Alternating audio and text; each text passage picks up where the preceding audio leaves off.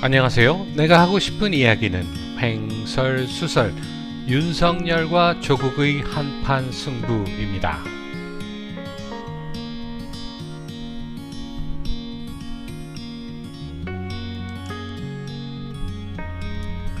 지난 몇 주 동안 참으로 오랜만에 고국을 방문했었습니다. 길다면 긴 시간이었지만 정말로 정신없이 동분서주했던 시간이었습니다. 세종문화회관 앞에 쳐놓은 우리 공화당 천막 당사를 방문하여서 박근혜 대통령 무죄석방 천만인 서명에 드디어 이름 석자 적었습니다. 홍문종 대표가 주관하는 집회에도 잠시나마 참석을 할 기회도 있었습니다.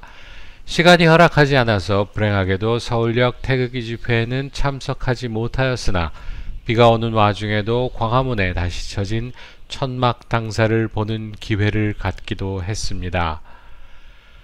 지난 세월 한결같이 탄핵무효를 외치면서 박근혜 대통령을 믿고 지지해오신 우리 공화당 당원 동지 여러분들과 태극기 애국 국민 여러분께 다시 한번 감사의 말씀을 드립니다. 여러분이 없었다면 대한민국은 전혀 희망이 없는 나라였을 것입니다. 그러나 여러분들이 계셨기에, 그리고 아직도 힘차게 투쟁하는 여러분들이 계시기에 대한민국은 결코 무너지지 않을 것이라 믿습니다. 윤석열과 조국의 한판 승부가 요즘 가장 중요한 뉴스가 아닐까 합니다. 사실 윤석열이 이기던 조국이 이기던 우리 보수 우파들에게는 별로 좋을 것이 없는 그들만의 권력 싸움이라 볼 수도 있는 것인데, 보수 우파 국민들이 너무도 이 싸움에 매몰이 되어 있는 것이 아닌가 하는 염려가 됩니다. 좌파들은 잘 뭉치는데 보수 우파는 분열로 망한다면서 자한당 탄찬 것들에게 힘을 실어주자는 개소리를 늘어놓는 논객들을 가장한 선동꾼들이 말하지 않는 것이 있습니다. 그것은 좌파들은 결코 하나로 뭉쳐질 수 없는 다양한 집단들이라는 것입니다. 그리고 그들이 뭉쳤을 때는 한 번도 이긴 적이 없다는 것입니다. 아무튼 윤석열과 조국의 싸움을 좌파들이 집안 싸움이니 남의 집 불구경하듯 팝콘이나 주워 먹으며 바라보면 된다고 생각하시는 분들은 경각심을 가지시기 바랍니다. 왜냐하면 윤석열이 이기던 조국이 이기던 보수 우파들에게는 모두 안 좋은 결과로 나타날 것이기 때문입니다.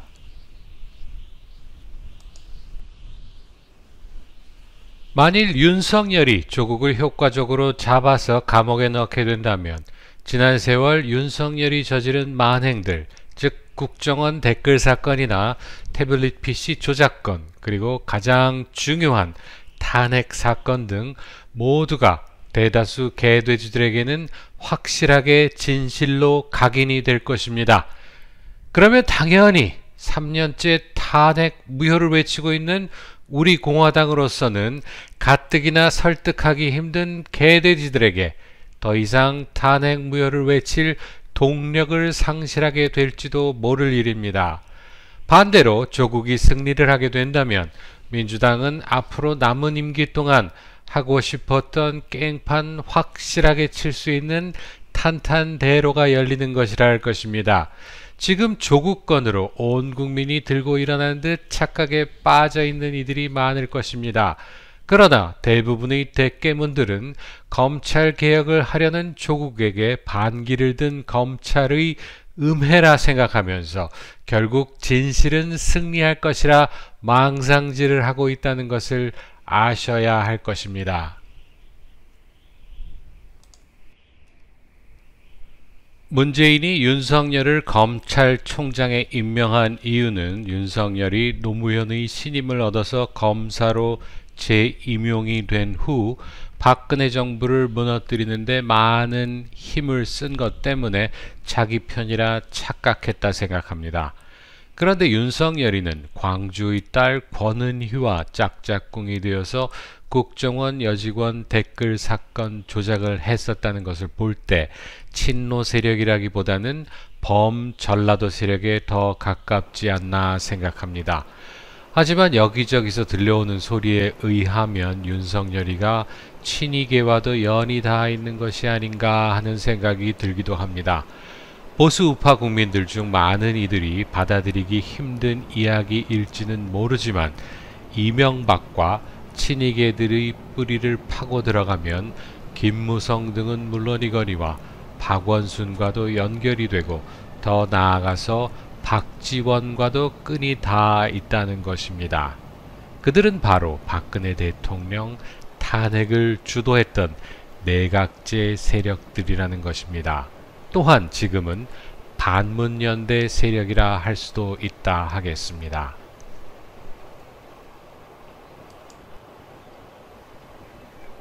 보수우파 대표 논객이라 불리우는 조갑제가 5.18 북한군 침투설을 극구 부인을 하고 그 조갑제가 박원순의 아들 사건에서 박원순을 옹호하고 나섰으며 또한 그 조갑제가 문재인에 맞서기 위하여 안철수를 밀어주자고 주장했던 일들을 기억하시나요?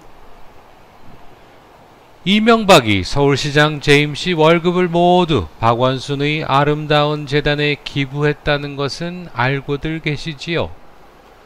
탄찬 쓰레기들 중 바른정당을 차리고 나간 것들이 대부분 친이계라는 것은 또 어찌 생각하시나요?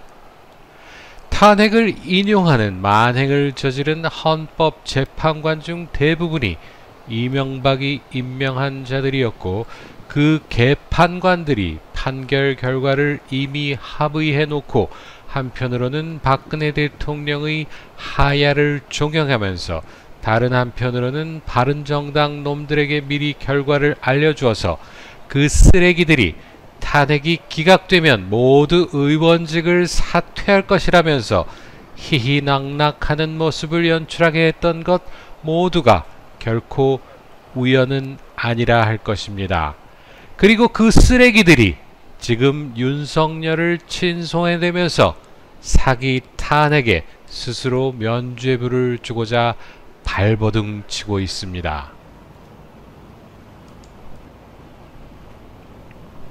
보수우파 논객들 중에서 유독 윤석열을 찬양질 해대는 이들을 보면 대부분이 탄찬 세력을 대변하는 자들입니다.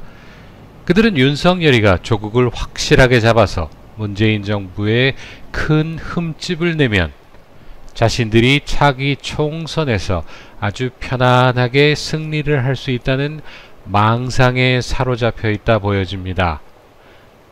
아무리 망상은 자유이기는 하지만 정말로 변치 않는 한심한 모습이라 아니할 수 없습니다. 윤석열이가 조국을 확실하게 잡은 다음에 문재인에 맞서서 큰 소리 치면서 사표 쓰고 박지원, 안철수 등과 힘을 합쳐서 차기 총선에 나선다면 문재인의 실망한 표들이 자한당으로 갈까요? 아니면 그 범전라도당으로 갈까요? 민주당이 아무리 삽질을 한다 하여도 그의 실망한 유권자들이 자한당을 지지하도록 하기 위하여서는 탄핵에 대한 명확한 입장이 서야 가능하다고 제가 누차 말하고 있습니다. 민주당에 투표를 했던 이들은 골수 대깨문들 뿐 아니라 그 누구라도 지금과 같은 한심한 자한당에게는 결코 표를 주지 않는다는 것을 깨닫지 못한다면 자한당은 차기 총선에서 결코 백석도 유지할 수 없다는 것을 알아야만 할 것입니다.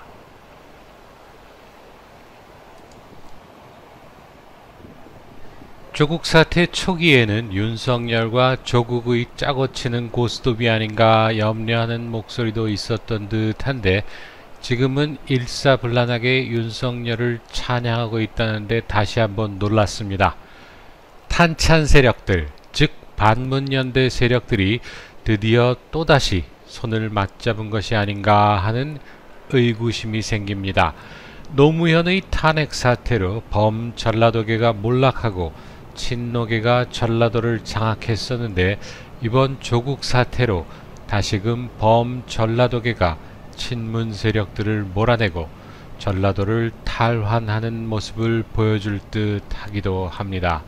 하지만 아무리 윤석열이 잘 짜여진 각본에 의하여 조국을 기소한다 하여도 박근혜 대통령에게 말도 안 되는 죄목으로 30년형을 언도하는 우리 법 연구회들이 조국에게 무죄를 내리지 않으리라 누가 장담할 수 있겠습니까?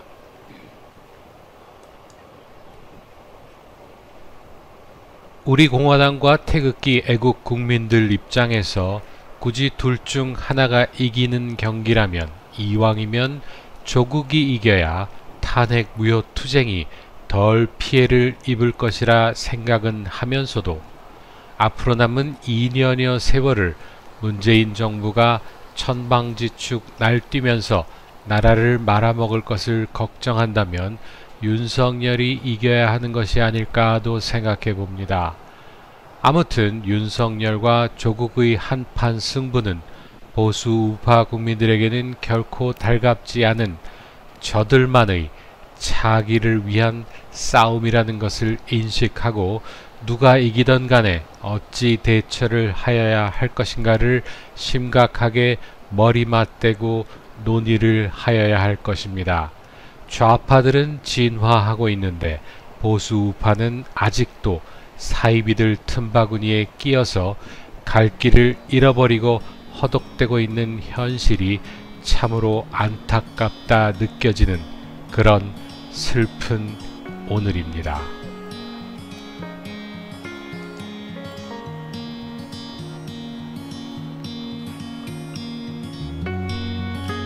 내가 하고 싶은 이야기는 윤석열과 조국의 한판 승부는 여기서 마치겠습니다.